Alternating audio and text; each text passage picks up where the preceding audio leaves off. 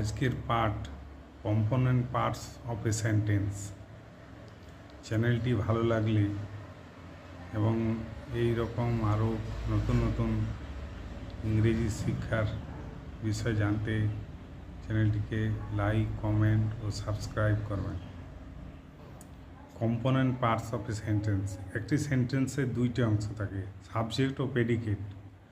Subject অংশে subject word ও তাহার enlargement থাকে এবং প্রেডিকেট অংশে নিম্নলিখিত অংশগুলি থাকিতে পারে, যেমন finite verb, object, enlargement of the object, complement, enlargement of the complement, adverbial adjunct to the predicate verb.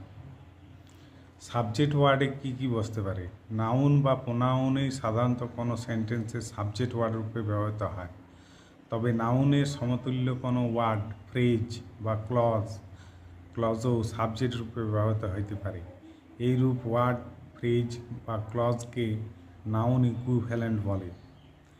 যেমন সাবজেক্ট ওয়ার্ড রূপে বসতে পারে noun, horses can run fast. A pronoun, he is my brother. An adjective used as a noun, the poor are happy. A simple infinitive, to forgive is divine. A gerund or verbal noun, walking is good for health. A present participle, the dying were not properly looked after. A noun phrase, to do good to others is a pleasure. A noun clause, that the rose is a beautiful flower is known to all.